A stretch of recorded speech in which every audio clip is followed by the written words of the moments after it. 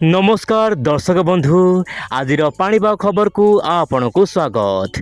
दर्शक बंधु राज्यर विभिन्न अंचल में प्रबल खरा झांझी पवन माड़े जनजीवन संपूर्ण अस्तव्यस्त हो पड़ी।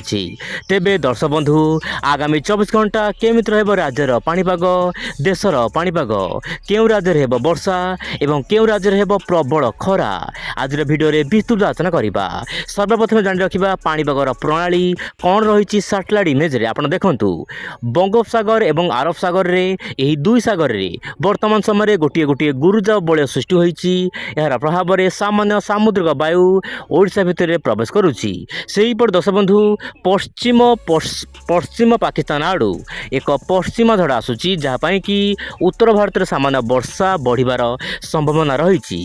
तेबे सबुठु बड़ कथा हेउची दर्शक बंधु दिन तापमात्रा 4 ରୁ 5 डिग्री जाए बढ़िबार संभावना रही। यही समय मध्य राज्यर विभिन्न अंचल में प्रबल खरा एवं गरम गुळुगुळी रे जनजीवन अस्तव्यस्त होबार आशंका रही। हाँ दर्शक बंधु निश्चय पर आगामी दिन में 4 ରୁ 5 दिन मध्य प्रबल गरम होबार आशंका रही। आप मोबाइल स्क्रीन रे पढ़ी भी पारिबे। तेबे दर्शक बंधु वर्तमान समय पाणीपाग सूचना देइछि आपण पदा को बाहरतु नाही कारण भीषण भाव में खरा रहुछि प्रबल गरम गुळुगुळी होउछि। सेतिपई दर्शक बंधु दिन तापमात्रा जेहेतु बढ़ुची आपण पदा को जीवाकु हेले आपण किछि परामर्श मानतु। कौन परामर्श आपण देखंतु।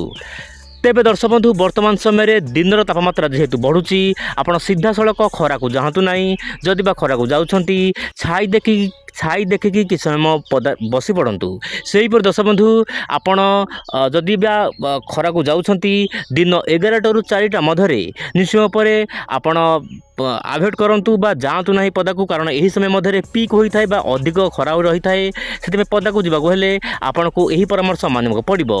से दर्शक बंधु आप जदि पदा को बाहर बा कौन काम निश्चय पर मुंडरे टोपी बा गामुछा रखंतु कारण सीधा सड़क प्रभाव खरार पड़ार संभावना नहीं। जहाँ यही परामर्श पाणीपाग सूचना देइछि मु आपन सामने रखिबो चेष्टा करिछि।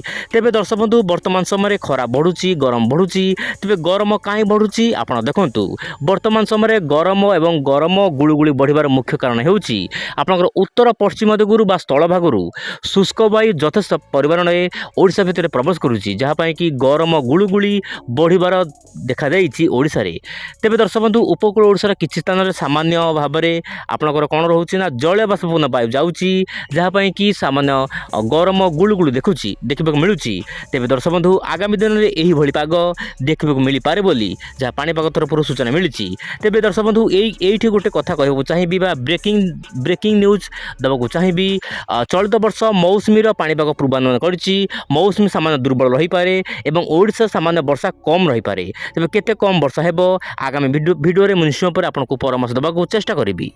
तेबे दर्शक बंधु वर्तमान समय आज होछि 15 तारिख एवं आज एवं आसंता काली आपनकर उत्तर आभ्यंतर ओडिशा केतक अंचल में प्रबल गरम भली कंडीशन देखिबो मिली पारे जेमिति कि जगतसिंहपुर केन्द्रापड़ा भद्रक बालेश्वर मयूरभंज केउंझर अनुगुल ढेंकानाल नयागढ़ खोर्धा कटक यही सबु जिलार स्थान स्थान प्रबल मात्रा गरम हेबो एवं दिन तापमात्रा 40 डिग्री पार होबार आशंका रही।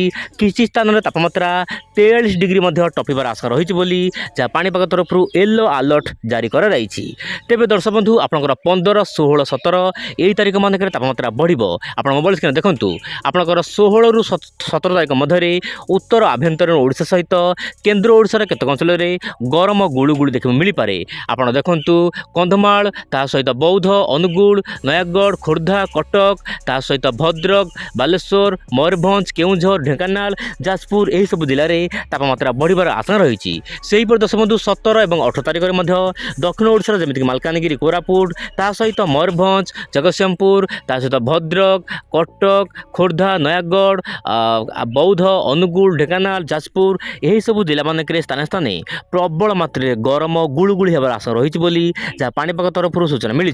तेबे वायुर चलन जदि आम देखा आप देखु वर्तमान समय दर्शक बंधु उत्तर पश्चिम दिगरु शुष्क वायु लगातार ओडिशा भितर प्रवेश करुच्ची।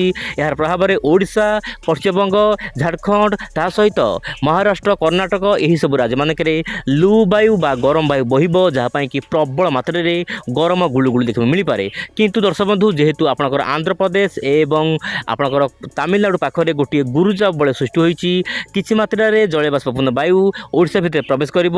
ଉପରବେଳା ଆପଣଙ୍କ ଦକ୍ଷିଣ ଆଭ୍ୟନ୍ତରୀଣ ଓଡ଼ିଶାର କିଛି ଜିଲ୍ଲାରେ ହାଲକାରୁ ମଧ୍ୟମ ଧରଣର ବର୍ଷା ଦେଖିବାକୁ ମିଳିପାରେ। କିନ୍ତୁ ଉତ୍ତର ଭାରତରେ ବର୍ଷାର ମାତ୍ରା ସାମାନ୍ୟ ଅଧିକ ରହିବାର ଆଶଙ୍କା ରହିଛି, କାରଣ ପଶ୍ଚିମା ଝଡ଼ର ପ୍ରଭାବ ଉତ୍ତର ଭାରତ ଉପରେ ଅଧିକ ରହିପାରେ। ଆପଣ ମୋବାଇଲ ସ୍କ୍ରିନରେ ଦେଖିପାରୁଥିବେ ଜାମ୍ମୁ କାଶ୍ମୀର, ଲଦାଖ, ଗିଲଗିତ ପାକିସ୍ତାନ ଏହାର ଆଖପାଖ ଅଞ୍ଚଳରେ ବର୍ଷା ରହିବ। ତେବେ ଇଏ ଥିଲା ଆଜିର ପାଣିପାଗ ଖବର। ମୁଁ ଆପଣଙ୍କୁ ଯାହା କହିଲି, ମୁଁ ପୁଣି ଆସିବି ଆସନ୍ତାକାଲି ଆଉ ଏକ ନୂଆ ଅପଡେଟ୍ରେ। ଆଜି ପାଇଁ ଏତିକି। ନମସ୍କାର, ଜୟ ଜଗନ୍ନାଥ ଦର୍ଶକ ବନ୍ଧୁ।